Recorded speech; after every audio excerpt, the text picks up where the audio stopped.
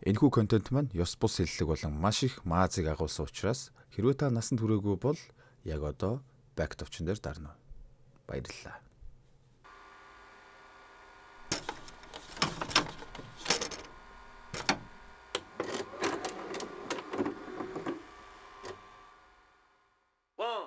За 157 157 157 сайн байцгаана уу?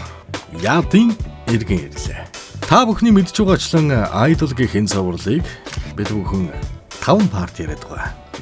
Тэгэхээр энэ удаагийн парт маань Idol гэх энэ киноны маань сүүлийн парт болно. Та бүхэн таалан болгоорой. Мэдээж таалан болгохоос өмнө тэр лайк товчийг таалан болгооч янзтай. За тэгэхээр юу яа. Шууд кинонд орцгоё. За нас явж байгаа болохоор тэр юм уу телевиз үзсээр удаас дарга нарыгаа дуурайгаад үгээ зөөж ярьж сурах гэдэг шиг. Тэгэхээр сурахгүй.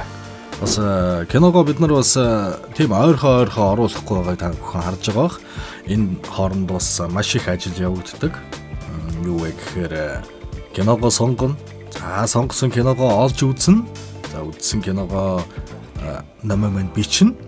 За тэгээд мэдээж бичиж ирүүлсэн текстийг биэнд дууруулад за тэгээд вүүн рүү явуулаад вүүн маань эдитлээд за тэгээд эцсийн бүтээгдэхүүн болж яадын сувг дээр байршдаг байгаа. Тэгээд текст сонгоогоор бас бүх юм явж байгаа болохоор бид текст сонгоогоор нь хий гэж бодоод тэгэхгүй бол одоо бас хин нэг ирээд аваа явчих юм болоо тийм ээ.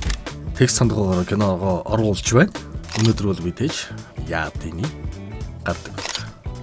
За олон юм ярих кино руу орцгоё.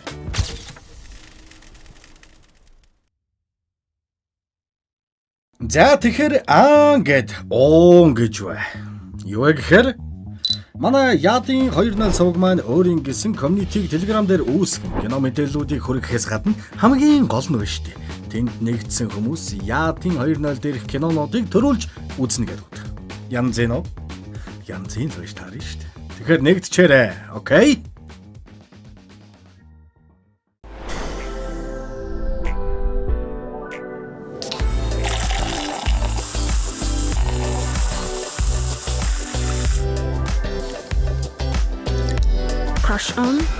Crush. Раиг би тэр өдөр манад хийн ирснийг мэдх юм шиг байна.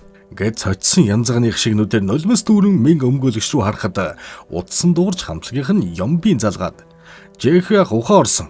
Гэх дуудлагаар манай хоёр имлэг дээр очино. Тэднийг орж ирэхэд Жэхвэ би яагаад энд байгаа юм бэ? Хийж өгч яасан бэ? Гэж асуухтаа зэрэгцэн тэрний дөнгөж рефреш хийсэн биеийн тавгаар гисэн тул эмч өвчтнийг амраагаад дараа нь асууж барих зүйл байвал асуугаарай гэд өрөөнөөс нь гаргана. Буцаж явах замдаа Раиг Менсенад тэр эмгийг хээж юм бид хоёр үерхдэг байхад цаадагчин захиалж авчирч байсан. Чихний хос пирсинг солонгост хоёр л байгаа. Нэг нь надад нөгөөх нь тэрэнд. Би хэж юм салгатаа өөрийнхөө сейфэнд хийсэн. Гэснээр хамаг хэрэг хортой X руу чиглээ шалаа шүү. Энийг сонссон мэн өмгөөлөгч Раигт хандан энэ талаар цагдаад хэлэх хэрэгтэй гэсэнд анх хамгаалаад хэр халдаахгүйсэн манер тэг хэлэх хэрэгтэй бол хэл. Одоо эргэлзээд байх юм алга. Хоёулаа энэ хүртэл үннийг олохын тулд юу тоолж ирлээ гэд гэрт нь хөргөж өгöd бодсон та. Менсена гэртээ ороод удаагүй байхад чүнжээ залгаад унтаагүй байна. Тэнд нэг юм харуулсан. Сүүлд та намайг оршин суугчдаас мэдээлэл авч дэл суул айлын камер шалгах гэж хэлсэнтэй. Тэгээд тэр өдөр цэцэрлэг рүү харсан камертай айл байхыг хараад бичлэгийн шалгахад тэр өдөр харуулсан борооноор шүүхэргүй нилээн жижигхэн биетэй хүн бичигдсэн байгааз. Энэ эрэгтэй хүн бол нилээн жижигхэн биетэй гэсэн үг. Эсвэл эмэгтэй хүн байж болох юм гэсэн дүгнэлтэн төрөндөө. За ингээд тэр эмэг Раиг Жэхвэ хоёрын биенээс олдсон бодис үс оны ярианы ард гарсан гэрийн хаалганы код хийх чимээ персинг Жэхвэ ухаан орохдоо хээж үнийг асуусан гэд бүгд хортой X рүү чиглэж батын батбатруулж явах шиг байна. Энэ хүүхэн анханасаа хүн харахад гэж цаагаараа орон муу тэрэн байсан байгаа юм шүү дээ. Маргааш нь Жэхвэ цагдаагийн газар руу залгаж Бёнгён уулзаж мэдүүлэг өгөх хүсэлтэй байгаагаа хэлснээр Бёнгён эмнэлэгт ирнэ. Тэр өдөр Жэхвэ захиралтайгаа ярьж дуусаад Хэжүнтэй уулзсан. Хэжүн гинт уулзъягээд 2 кофе бариад ирэхээр тэрний нуунгаа юм ярьж байгаад Хэжүн чамайг хүмүүс сэжиглээд байгаа юм уу? Чи ямар зөөлөн сэтгэлтэй вэ дээ? Тэр өдөр чамайг тэнд байсан болохоор л хүмүүс буруу ойлгосон байх гээд хэний ч мэдэхгүй зүйлийг ярихаар нь хар авсан Жэхвэ та намайг ахын гэр татсныг яаж мэдсэн бэ гэж асуухад бандсан Хэжун мэдээгээр гарсан штэ. За тэр ч яхав. Чи их өлсөн харагдаж байна. Явж хамт хоол идэ. Иг нь хамгийн үнэтэй хоолыг авч игээ заа юу. Чи эхлээд яв. Би хараас чи явъя гэж хэлэхэр нь Жэхүй машиндаа суугаад Раиг болон Менсина руу залгахад утсаа аваагүй болохоор дуучуудан үлдээж байхад Хэжун цонхын тогшоод хөдлөхгүй мө? Машинаа асаагаад яваач гэд цаашаа хараад явахт нь багаар нүдэн бүрсийгээд тэрнээс хойш юу ч санахгүй байна. Хэрэг гардаг өдөр хэргийн газарт байсан шалтгаан нь Үүсэн ах Раигтай уулзна гэд явсан. Хариу өгөхгүй байсан болохоор ахын гэрт очиход бас хаалгаа нээгээгүй. Гэхдээ тэрийг хэнд ч хэлээгүй намайг сэжиглэх байхаа гэж бодоод. Гэтэл Хэжун ихч мэдж байсан. Гэнэт Хэжун ихч уулзъя гэсэн. Бас уулзалтын дараа энд сэрсэн мэн хачин байна. Би энийг танд хэлж байгаа шалтгаан маань та яаж харахаас хамаарат өөрчлөгдөж болно гэж хэлсэн болохоор хэлж байгаа юм. Төүлийн үнэн гэж байдаггүй гэж та энэ дүр чинь үнэн ганц л байдаг. Би хизээж гэрээсэл бичиж үлдээгээд өөхөх хүн биш. Би өөхөд хэтэрхий царайлаг байна. Энэ бол үнэн. Тиймээс хэний жинхэн бэ гэдгийг наад хоёр цэхрээр хараад шалбааг болсон бодолтой тунгаагаад гимгүү хүний амьдралыг битгий сүрүүлчээрээ тэ. Хэжүнийг шалгаад өгөөрэй гэж тэрнээс хүснэ. Мэн өмгөөлөгч Хэжүнийг судлахад тэрнийг тэгж байгаад яг цоо ирүүл бишээ гэдгийг олж мэдэх болно. Сэтгэл зүйн доктортой бусгих сэтгцэн эмчийн бичгийг олно. Энэ үеэр Раиг залгаад цагдаа нарт Хэжүний талаар хэлэх хэрэгтэй байхаа удахгүй гадагшаа явна гэж байсан. Зогтчих магадгүй шүү дээ. Гэхээр л мэн өмгөөлөгч Бёнгён дээр ирээд бүх нотлох баримтыг танилцуулдагч зөрүүд залуугаараа өгсөж байгаа Бёнгён эднэр ч нотлох баримт болохгүй гэд даруулзаад байхаар нь манай эмэгтэй үнэнг булаад гимгүү хүний амьдралыг самар бол насаараа сэтгэлдээ гимшил үрж амьдрч чадах юм уу? Бүхнийг мэдэж үтчи.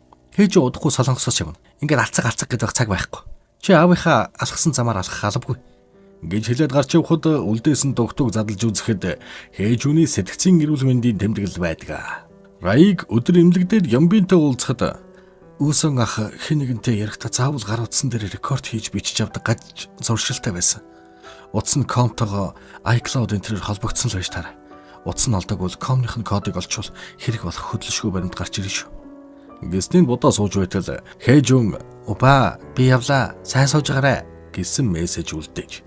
Бёнга харин ажил дээр аав нь олон жилийн өмнө нэг хүнд хэлс хэрэг тулгаснаас болоод тэр хүн шоронд амиа хорлож байсан. Мөн 10 жилдээ сургуулиасаа гарахаас өмнө Менсина тэрэн дээр ирээд "Манай аав хаалуучин биш. Та наав мэдсээр байж хавцал руу түлхчихлээ. Чи прокурор болохыг хүсдэг гэвчтэй.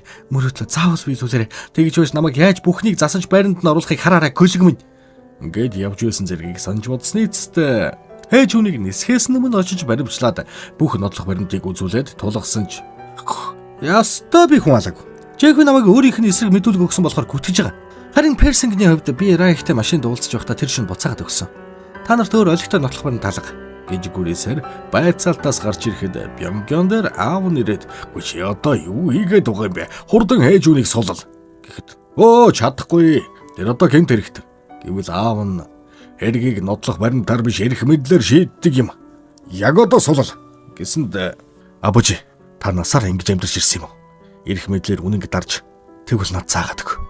Яаж хараагүй мэдээгүй царайлдгийг заагаад өг" гэж хэлэхэд ах хүү Хэжун удахгүй суллагдана.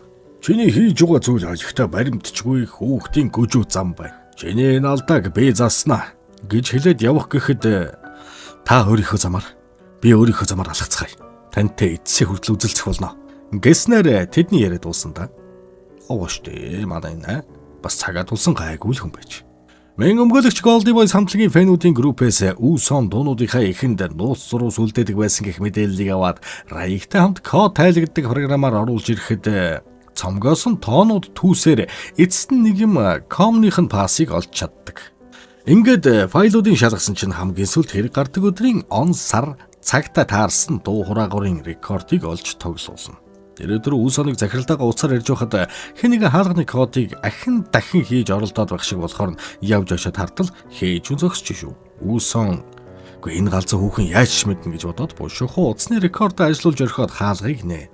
"Чи энд юу гэж байна?" Гэхдээ "Чамд ямар хамаатай. Би Раигтай уулзна" гэж дайрч орж ирэхэд нь "Раиг унтж байна. Өрөөнд нь оруулахгүй" гэсэнд хортой X Хэжүн "Чи хин юм бэ? Раигийг мүлжиж угаацаар нь хоолсоор л байна" гэж хэлээд бүр алгадаад авахад Үүсэн "Чамайг ийм мэдрэл муутай болохоор чинь Раигийг их завсан штэ. Чи мэдв. Чамд ямар их хайртай байлаа. Явуулдаж ирчээд яагаад байгаа хайрлагдаж өсөөгүйч ямар их хайраар чамайг хайрласныг мэдэх. Одоо тэр чамд хайргүй. Авгаа минь гэ тэ уурлахад ээжүүн галтгаар уурж хутга аваад Раиг байхгүй бол энд бүх зүйл дууссан дээр гэд амиа хорлох гэж байхад нь үүсэн хутгыг авах гэж ноцолдож байхдаа хээжүүн дээрээс нь хутгатаа унаад хутг нь үүсооны амин тус газар зоогдож тэнгэртээ дэвшнэ. Хүн алсандаа яасан хээжүүн хэргийн газрыг цэвэрлээд Персингийн унгаас нь мэдээд хайж байхад нь Чехүү ирж хаалга тогшиж явсны дараа хэрэгүүлсэн хутга талигаачийн утсыг аваад гадаа явж байхад нь хээжүүн талигаачийн утас руу залгаж таарад азаартан гаалдана. Бүхэн ингэ мэдсэн Раигээс Минсина энэ бичлэг задарвал хээжүүн та хоёрын харилцаа чийл болно. Энэ зүгээр үү гэж асуувал үгүй л дээ. Гэхдээ нүүр тулахаас өөр сонголтгүй найзынхаа төлөө хийж чадах ганц зүйл минь л энэ байна. Гэд гаргаараас барилцаа цагдаагийн газар руу явна да.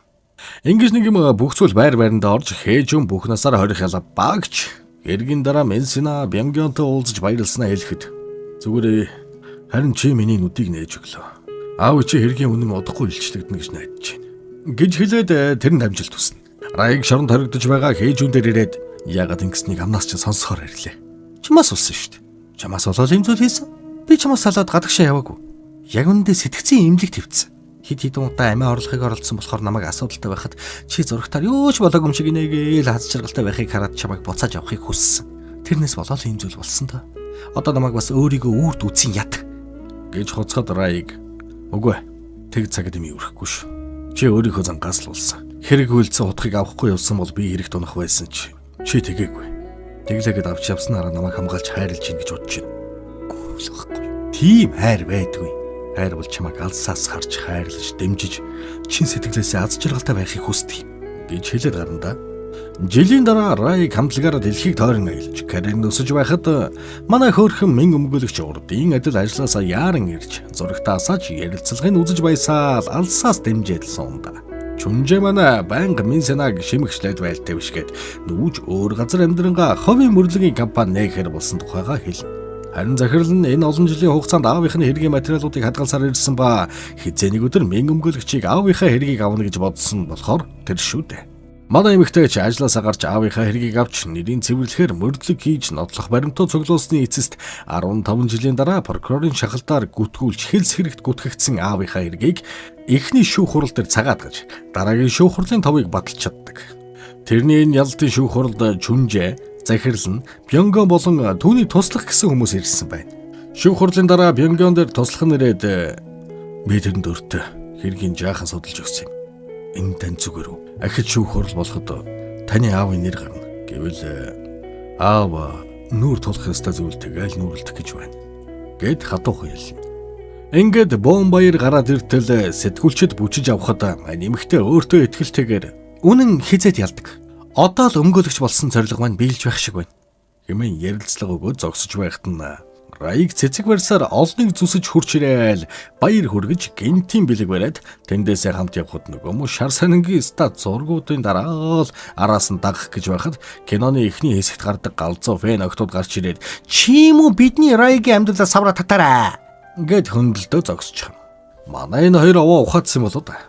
Тэндээс хөлөөд Раиг мэн өмгөөлөгчийг ээж аавынхны газар дээр авчираад цэцэг өргүүлж хүндэтгэл үзүүлээд охиндоо битгий санаа зовоорой.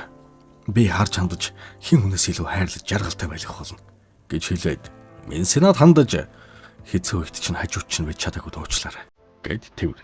Ингээд оройн хин хинээсээ хол байсан ангад сангасан хоёр чинь орнороо шахан баавалсаж өнгөрүүлнэ.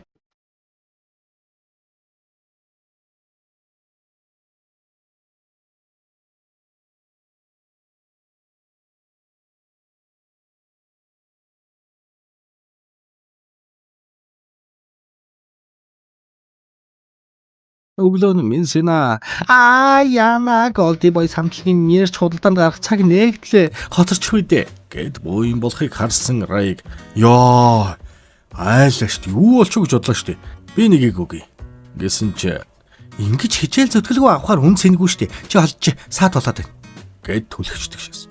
Захиалга хийснийхэн дараа Раиг тэрэнд Голди бойсын солонгост их тоглолтын тасалбарыг өгөхөд баярлж авснаа. Ингээд авах чинь сонин тэнэг утгагүй юм байна. Өөрөөр алцаад авнаа гэд бас буцаач хана. Раиг бас хөөхөн гэрийн үйлчлэгч байсан эгчдэр ирээл мин өмгөөлөгчийн дуртай Кимбабыг хийнгээ цаадагч нь зүгээр өгье гэд байхад алдсаж авна гэдэг ах юм. Та энэ тасалбарыг ав. Гэд тасалбар өгөнгөө хов базж ховлоод амжинда. Уг нь Раиг хайртайгаа хамт салхинд гарна гэж бодоод харуураад босч Кимбаб хийсэ игээд уулзахад чонжин болдог биш Чүнжэгийн мөрлөгийн газар нээсэнд баяр хүргэхээр ирчихнэ. Менсенаг байхгүй хооронд Чүнжэ Раигтэй би өмнө өмгөөлөгчийн хажууд бий л байх ёстой гэж боддог байсан ч анхнаасаа тэр хүний хувьд чийл байсан. Гэт Кимбабнаас идэхэд болиой. Би наадах хайртай зориулж ийсэн. Хамт салхинд гарна гэж бодоод том од хүн үүрээр босч хийсэн гэдэг шүү. Гэт харамсан. Манай хамтлагийн залуус тоглолтынхаа өмнө үүсооны газар дээр ирж хүндэтгэл үзүүлээ. Тоглолтондоо бэлдэнэ. Тэдний тоглолтын өдөр Менсена олон сар жил нэрээ нууцлсан. Өөрөө ч бас нууц нэрээрээ чаталсан Голди Фэннэстайгаа тоглолт үзнэ гэж тохироод анх удаа уулзтал ажлын газрынхан туслаханд байхыг хараад шок. Энэ хугацаанд хоорондоо нийлээд чатлаад найзлаад байсан байж таарад тэрэндээ эхэндээ ичээд эвгүй байсан ч нэг зорилгодор цугласан юм чинь балааг авъя гэд хамт тоглолтыг үзэж хайртайгаа тайзан дээр дуулж байхыг нь харж даган баясаж байгаагаар урд настай, удаан жаргалтай, сунжирч оруулсан кино маань дуусч байгаа маяг. За тэгээд хорвоо дарцгаач хаа. За. Дараагийн бичлэгүүдтэйгээ хамт байгаарай. Тэгээд мэдээж биднийг яаж дэмжих мэдж байгаа үстэй. Уруугаараа дарчин. Гэд сайхан сүслээл хүлээж заяа саманд тэтмэ. Бас Telegram сувагтаа нэг дээрээ. Telegram суваг дээр маань Монголын болон дэлхийн кино ертөнцийн сони хачин болон ховжив яригдсаар байгаа шүү. Тэгэхээр Telegram сувагтаа нэгдэцгээгээрэй. Энэ доор линкийг байршуулж.